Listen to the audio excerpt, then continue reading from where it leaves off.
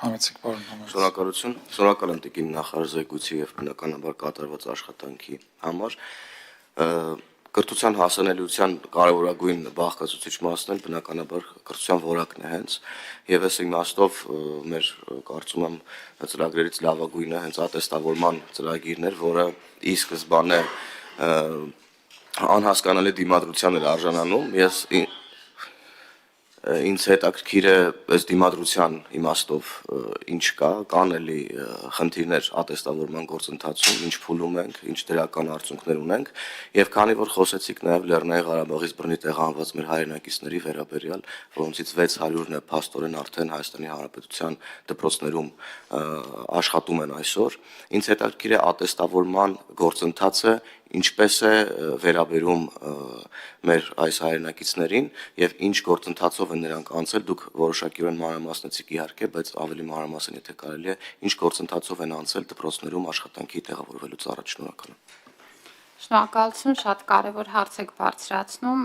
Այո, կամավոր ատեստավորման ծրագիրը բավականին այդպես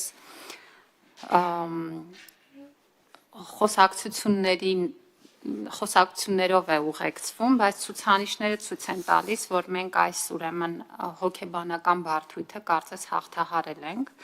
եւ այս պահի դրությամբ մենք արդեն ունենք ավելի քան 6100 ուսուցիչներ, որոնք մասնակցել են կամավոր ատեստավորմանը եւ ունեն վարձատրության բարձրացում։ Հիշեցնեմ, որ առնվազն նրանց դրույքաչափը դառնում է 200,000 դրամ եւ եթե ատեստավորման արդյունքում 70% եւ ավել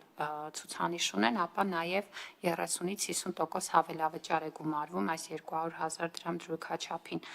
Այս պահին ստացվում է, որ ուսուցիչների շուրջ 20%-ը արդեն իսկ կամավոր ատեստավորման արդյունքում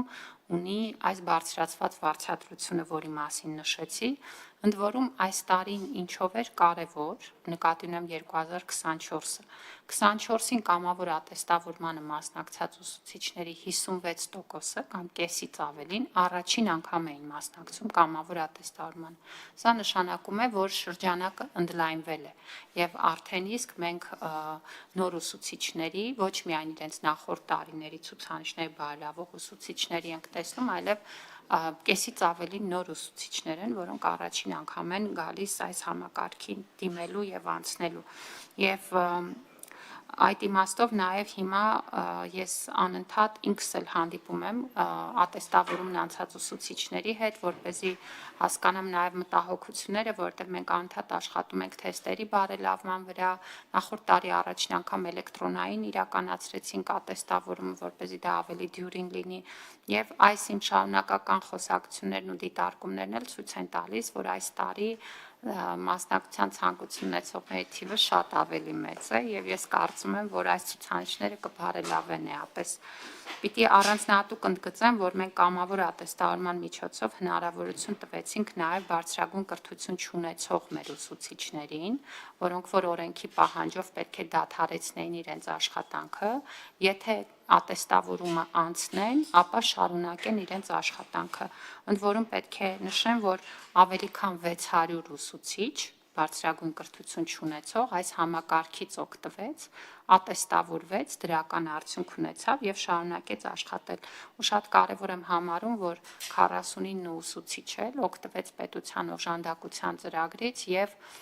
հիմա բարձրագույն կրթություն է ստանում, որի ուսման վարձը ֆինանսավորում է պետությունը։ Այսինքն մենք ընդառաջ գնալով այս իրավիճակին ըստ էության մի լուծում գտանք, որը կրթության տեսանկյունից ամենաշահավետն էր, որովհետև մարդիկ իրենց մասնագիտական զարգացման վրա ջանք են դնում, պետությունն էլ ճանաչում է այդ ջանքը եւ աշխատանքի հնարավորություն տալիս։ Ինչ վերաբերում է Լեռնային Ղարաբաղի ուսուցիչներին, նրանց համար մենք առանձին վերապատրաստման ծրագիր իրականացրեցինք մեր գործընկերների ներգրավմամբ, որտեղ գիտեք, որ չափորոշիչների փոփոխության փուլում ենք եւ այդ իմաստով մեր դպրոցներում աշխատելը նաեւ պահանջում է որոշակի նաեւ այլ հմտություններ եւ կարողություններ, առանձին վերապատրաստման ծրագրից հետո արդեն նրանք ունեն հասանելիություն բոլոր նույն գործիքներին, այսինքն ատեստավորմանը մասնակցել, մյուս բոլոր բարձրացման բարձրացման ծրագրերից օգտվել եւ պետք է ասեմ, որ նրանցից շատերը նույնպես ատեստավորումը հաղթահարել են եւ բացի իմ նշած լրավճարի ծրագրերից նաեւ այս բարձրացված դրույքաչափից են օգտվում։ Շնորհակալ եմ։ Իհարկե ես էլ կհորդորեմ եւ կոչ կանեմ բոլորին անցնել ատեստավորման գործընթացով իմ ծանոթ ուսուցիչներին ես որ տեսնում եմ թե ինչպես են նախապատրաստում ատեստավորմանը, հիշում եմ մեր ուսանողական տարիների այդ քննության նախապատրաստումը, ինչը եւ լրացուցիչ գիտելիք է տալիս եւ լրացուցիչ մոտիվացիա է տալիս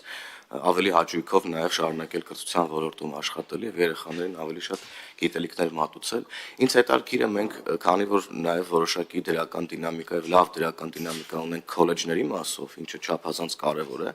իմ մոտ ընկալում էր, որ վիճակագրության մասով մեր 9-րդ դասանից հետո կրթություն շարունակողների փաստորեն մի զգալի տոկոսը գնում է արդեն քոլեջներ եւ ոչ թե, այսպես ասած, այլ ոչ կրթական զբաղվածություն է, իր համար գտնում։ Մենք այստեղ ինչ որ ատեստավորման ծրագրեր ունենք, մտածում ենք բուհական քոլեջների ոլորտում ատեստացիայի մասին։ Շնորհակալ եմ։ Շնորհակալություն պարոն Հովհաննիսյան, իրականում 24 թվականին առաջին անգամ ատեստավորումը նաև իրականացրել են քոլեջների դասախոսների եւ վարպետների համար 4 ուղղություններ էին ընտրել՝ ոսկերչությունը, գյուղատնտեսությունը, տեղեկատվական տեխնոլոգիաները եւ խոհարարությունը, եւ այս ուղղություններով դասավանդող բոլոր դասախոսներն ու վարպետները ունեցել են հնարավորություն ատեստավորվելու եւ ըստ էության շուրջ 300 հոգու մասին ենք խոսում եւ նրանց ուրեմն շուրջ 89%-ը հաղթահարել է ատեստավորման շեմը եւ այս պահին նույն պայմաններով ինչ որ ուսուցիչները վարձատրության բարձրացում ունի, այսինքն 200,000 դրամ դրույքաչափ, իսկ 70%-ից ավելի պարագայում 30, 40, 50% հավելավճար։ Ընդ որում պետք է ասեմ, որ քոլեջներում վարձատրության համակարգը շատ ավելի վատ վիճակում էր, որովհետեւ ուսուցիչների համար մենք ունեինք նվազագույն աշխատավարձի շեմ, քոլեջներում այդ շեմը չկար եւ գործում էր ըստ էության շատ հաճախ նվազագույն աշխատավարձի չափը։ Եվ սա նշանակում է, որ քոլեջների դասախոսների եւ վարպետների համար մենք միայն դրույքաչափի միջոցով ըստ էության գրեթե կրկնապատկում ենք իրենց վարձատրությունը եւ այստեղ էլ բավական մեծ ողջավորություն կա եւ իհարկե քանի որ ինքը շատ սպეციფიկ ուղղվածություն է, մեզ պետք է նաեւ գործնական հմտություններ ստուգել, այս 4 ոլորտներից սկսեցինք, բայց այս տարի արդեն կընդլայնենք եւ վստահ եմ, որ այս համակարգում էլ կունենանք շատ ավելի լայն հնարավորություններ։ Համեցեք Տիկնազարյան։ Տիկին Անդրեասյան, շնորհակալ եմ զեկույցի համար։ Ես լինելով մանկավարժ եւ մնալով հոգով մանկավարժ, ուզում եմ ասել, որ դուք շատ մեծ աշխատանք եք կատարել այս մի քանի տարիների ընթացքում։ Շնորհակալ եմ դրա համար։ Ես էլ եմ շարունակում կամավոր ատեստացիայի հետ կապված հարցը։ Ինձ դիմել են օտար լեզուների մանկավարժները եւ խնդրում են, որ նշվեն թե իրենք ինչ դասագրքերով կամ գրքերով պետք է պատրաստեն, որովհետև հասկանալի է, որ օտար լեզուները նախապատրաստվելու համար շատ մեծ ջանքեր են պետք եւ գրականություն։ Խնդրել են, որ եթե կարելի է հստակեցվի դա, եւ մյուս հարցը դիմել են գրադարանի աշխատողները, որոնք խնդրում են վերանայել իրենց աշխատավարձները, եթե պետք է ատեստացիայել անցնեն ու կարողանան իրենց աշխատավարձը բարձրացնել։ Շնորհակալ եմ։ Շնորհակալություն, կարևոր հարցեր են, ինչ վերաբերում է գրականության ցանկին, պետք է ասեմ, որ մենք ես նշեցի, որ ամեն տարի փորձում ենք լավարկել ատեստավորման համակարգը, այս տարի շատ մեծ աշխատանք ենք անելու հենց բովանդակության ուղղությամբ եւ առաջիկայում կհրապարակվեն շատ ավելի մանրամասն ուղեցույցները, որտեղ գրականության ցանկերն էլ շատ ավելի հստակ տրված կլինեն եւ մեր ուսուցիչները շատ հստակ կկարողանան տեսնել, թե որ աղբյուրները կարդալու միջոցով կարող են ավելի լավ պատրաստվել ատեստավորման։ Առաջիկայում այդ ուղեցույցները կհրապարակվեն։ Ինչ վերաբերում է գրադարանավարների աշխատավարձին, ես էլ եմ հաճախ ստանում այս հարցադրումները եւ մենք այս տարի արդեն իսկ ատեստավորման նոր մեխանիզմը կգործարկենք դպրոցների